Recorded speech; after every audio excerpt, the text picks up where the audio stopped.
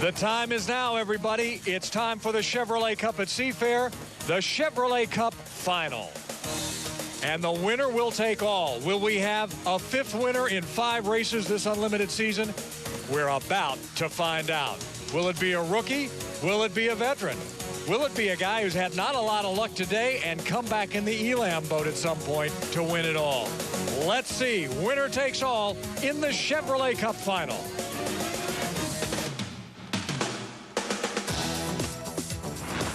The Chevrolet Cup at Seafair Championship is brought to you by your Northwest Chevy dealers. Chevrolet, official vehicle of Seafair, and is presented for Seafair by Chevrolet and American Revolution.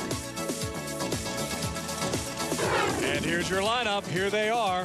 The fastest boats on the water, starting with the Lumar window film. The Oh Boy Alberto, the Miss Elam Plus, Toyota of Kirkland, the Silver Dollar Casino Miss Rock, FormulaBoats.com. The Todd Haas Lake Ridge paving boat got in the winner of the provisional. We've got a lot of extra time here as we prepare for the countdown to the championship race.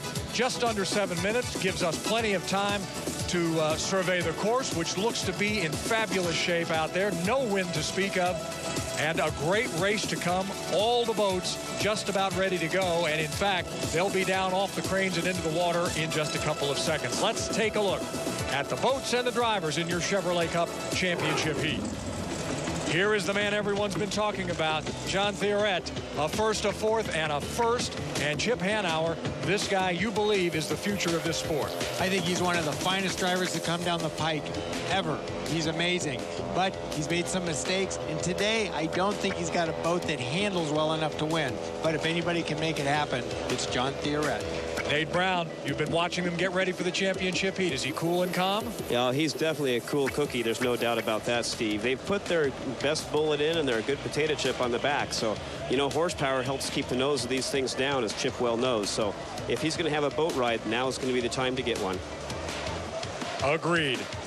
The Oh Boy Alberto, Steve David, he's had a pretty darn good weekend. He's about to go for the cycle. He would love nothing better than a championship win here, Mike. And he's going to key on a couple of guys, but he's going to be part of a hazing of Davevillock also. This is the old codger, the crafty player. He hasn't got quite as much boat as a couple of others have, but he's got a whole lot of experience to call upon. Well, he won the championship in Evansville at the beginning of the season. Here is Davevillock. A couple of thirds, unusual for him, and a first-place finish early on in Heat 1A. That was yesterday. The old Budweiser champion. Does he have enough championship in that boat and in his bones to win again here? No question.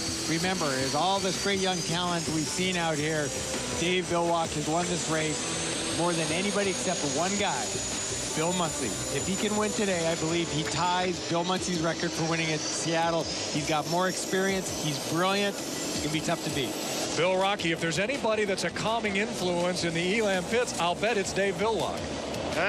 I'm sure he is. All they've done since their last heat, guys, is fix the rudder, change the prop, replace the engine, replace the canard, and fix the cable that got a little damaged in that last heat. So Dave's a little concerned about what's going on, but the crew chief, Eric Elstrom, says it's ready to go. Everything got fixed, and with a crew like they have here, that made it all possible. They've got a great crew, and they had a lot of guys working on it, and they're ready to go.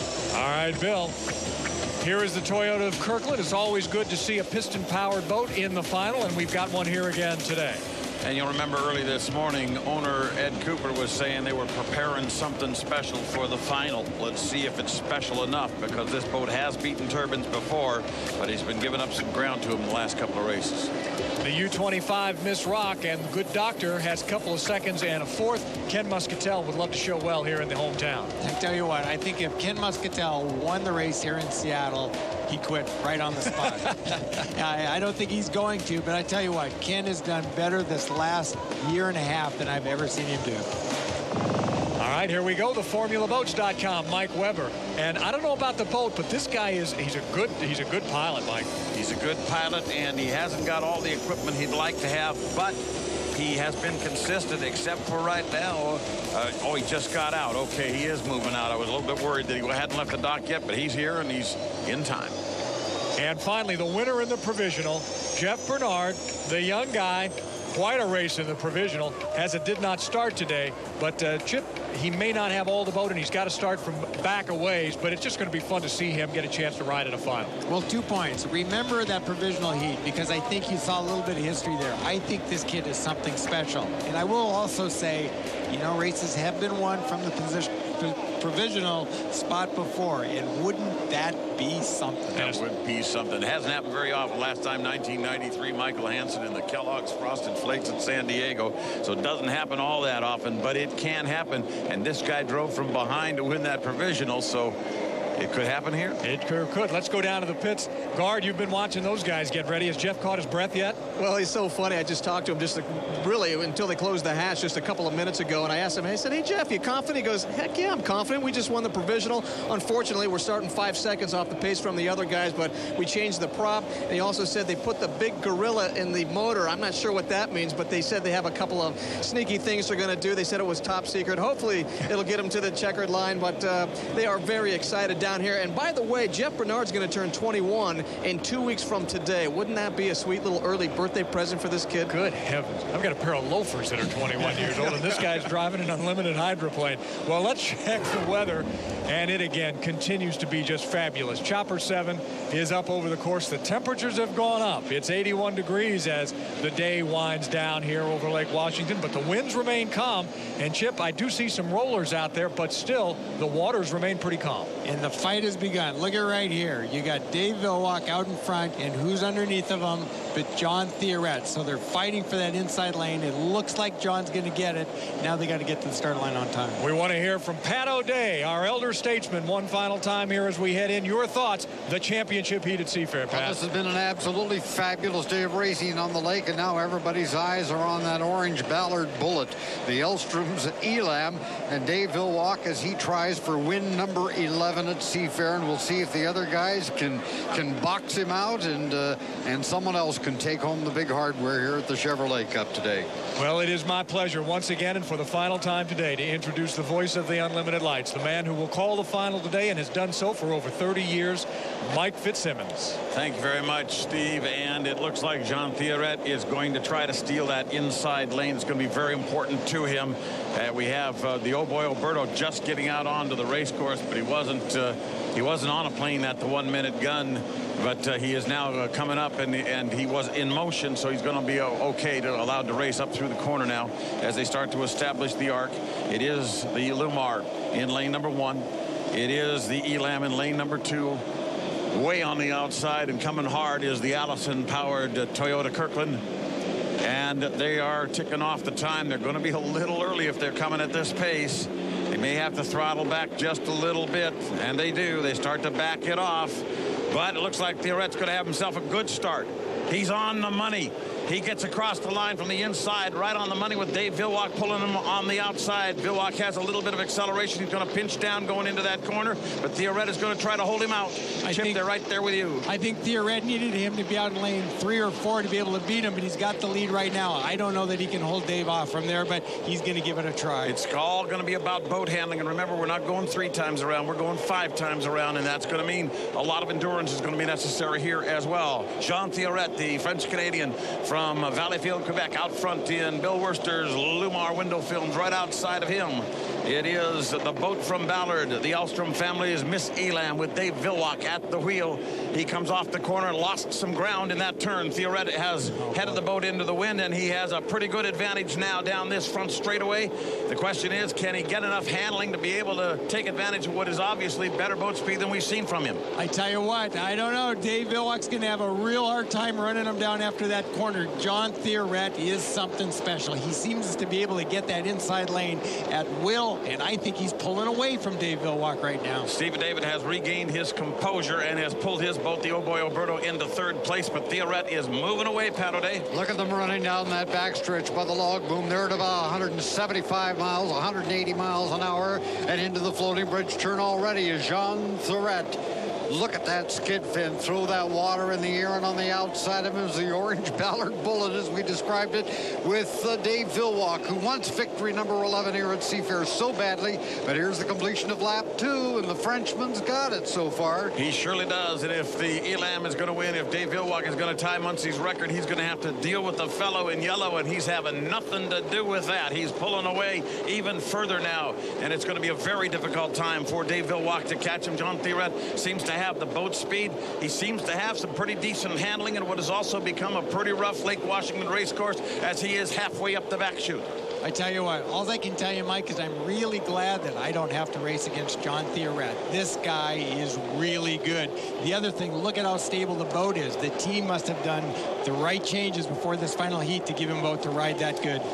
Pretty good brain trust down there in Thieret's pit, by the way. John Walters, of course, a great driver in his own right, doing some of the wrenching for these folks, and he knows how to settle one of these bullets down. Well, I'll tell you what, Thierret is just stretching out this race course over the Elam at the present time, and the Elam has a huge lead in second place over the old boy Alberto. 82-year-old Bill Worcester, the owner of that boat, could be made so happy here in a few minutes, Chip. You know, there is so much talent on this beach. And, you know, John, although he's a rookie to Unlimited, he's 43 years old. But this guy, as I said, he's just a spectacular driver. He's got great instincts. He's got a great mind. He's got the right aggressiveness. I don't know. I think he's got this in the bag if that boat can stay together. It has been 4 decades since a foreigner has won an unlimited hydroplane race on American waters. John Thierret about to do that. It was back in 1961 when Bob Hayward drove the Miss Super Test 3 the last time on American waters in Detroit. He was a great Harmsworth Trophy winner, and in that very tradition now, international flavor has returned to unlimited hydroplane racing. One more lap to go for John Thierret in the Lumar. John Thierret right now is hearing all kinds of bad things in the boat. The engine sounds like it's going to give up. The propeller feels like it's vibrating. He can't believe that he's got this kind of a lead, and he's just scared to death that that thing's going to come apart. But and Davevillock, of course, hoping that it will come apart, but realizing that when you're up against a talent like John Thierret, things don't usually happen for you. He's halfway through the final lap. He's nearing the north turn. Final time around now for John Thierret as he enters the Lake Washington floating bridge turn, expecting to see the white and black checkered flag here on Lake Washington to become one of the first foreigners to win an unlimited hydroplane racing in a great long time in North American hydroplane racing. The checkered flag goes up. John Thierret coming down with the Lumar window films to take the Chevrolet Cup at Seafair. He did it. I tell you what, folks, you are seeing, I think, one of the greatest talents to ever put his rear end in a boat. And there's Davevillock finishing second. You know, Dave, what can you say? He's done it all. He couldn't do it today, gave it everything he had. But John Thierret, I tell you what, they're going to have to deal with him for a long time. Third place coming across the line. Oh, boy, Alberto, third place now. There she comes right into your picture. You know, Steve and Mike, we had to listen to Chip all day talking about how great John Thierret was over and over and over. And, oh, was he right. He just is something special. Mike and I have talked about him since over the week at Pasco. He just really has the right disposition. He's calm, he's cool, he's smart, but he's also got that right amount of aggressiveness. He is indeed, but this is a team sport, and this victory is a team victory because that boat wasn't good enough to win the Chevrolet Cup just 2 heats ago. But you know what their team manager told me in Tri-Cities?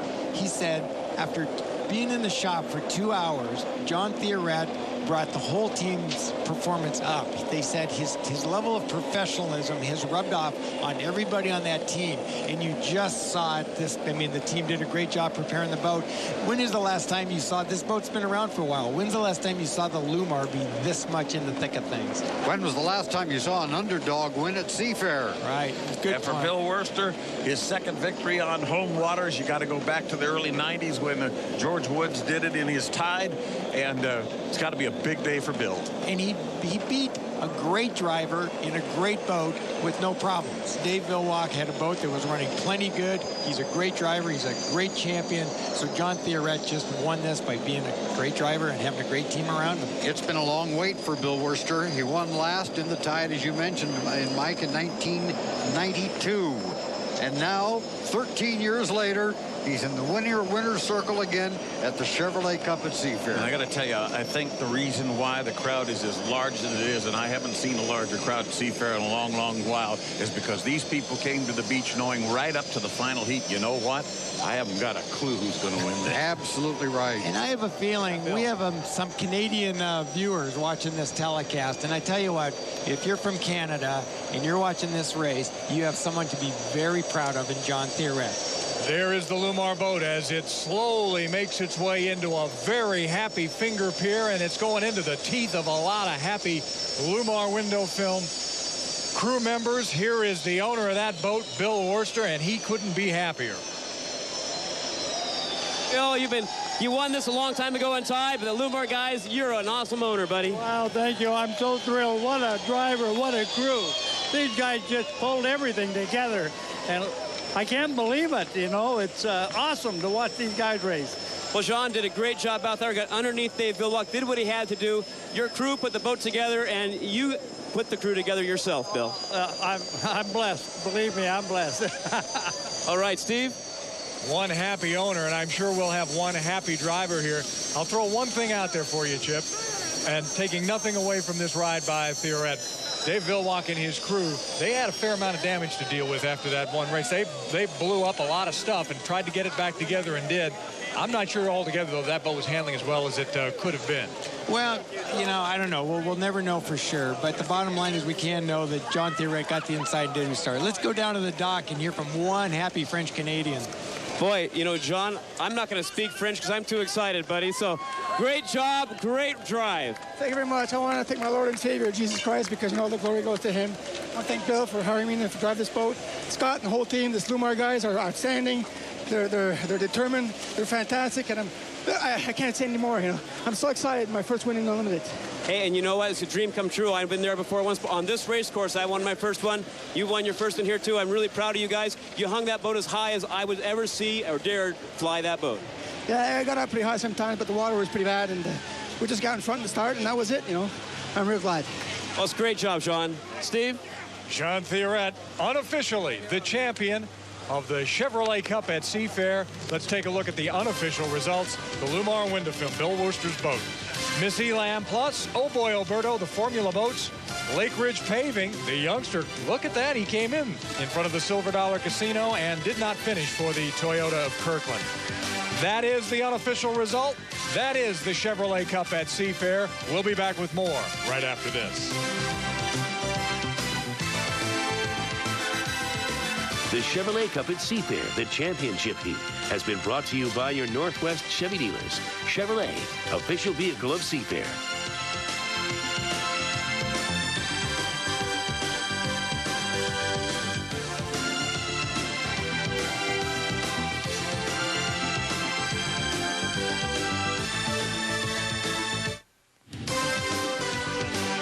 Cup at Seafair is over, and the victor from Quebec, Canada, Jean Theoret. And there is your Geico Championship photo finish.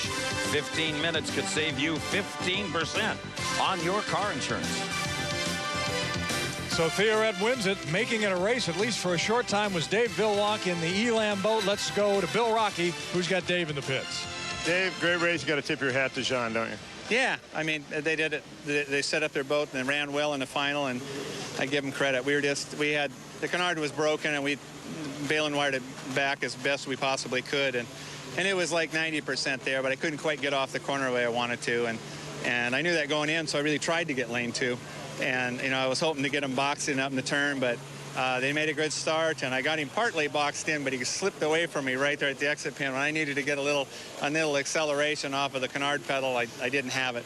So that's the way it goes. A month ago or so, you weren't even driving. So from that aspect, I guess it was nice to be back in Seattle racing, wasn't it? Hey, we had a good, safe race in, and nobody was hurt, and I think fans got a great show, and I couldn't be happier. It was a treat for me.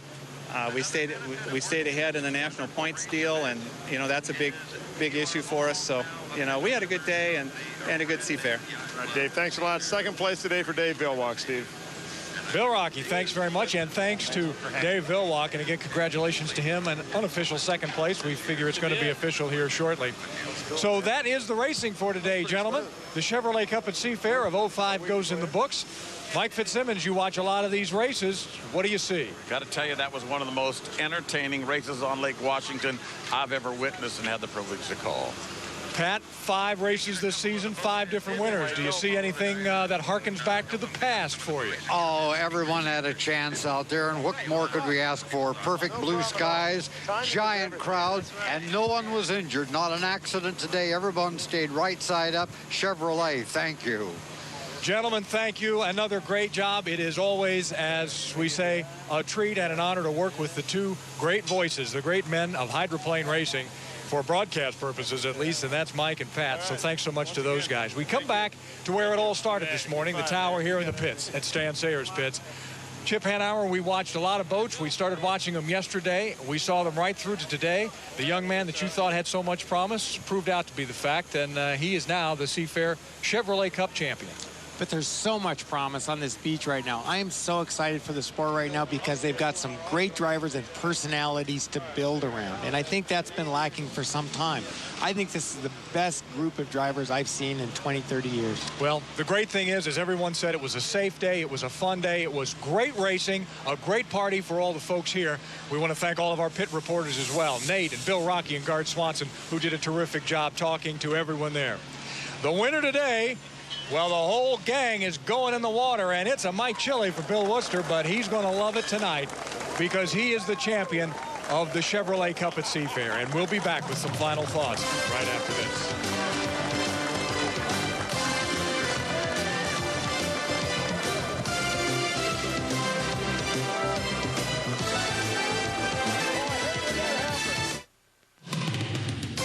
The Chevrolet Cup at Seafair has been brought to you by your Northwest Chevy dealers, Chevrolet, official vehicle of Seafair, and by Southwest Airlines, the official airlines of Seafair. Well, it has been our honor and our pleasure to bring you this Chevrolet Cup at Seafair, the championship once again.